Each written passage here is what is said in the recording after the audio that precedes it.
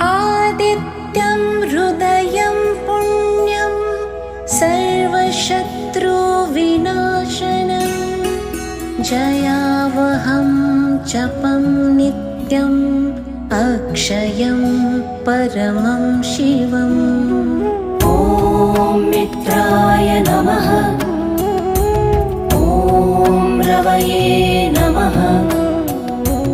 ॐ सूर्याय नमः।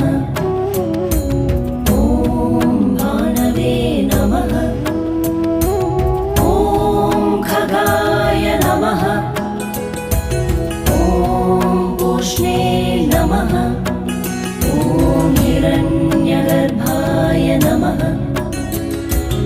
ॐ मरीचये नमः।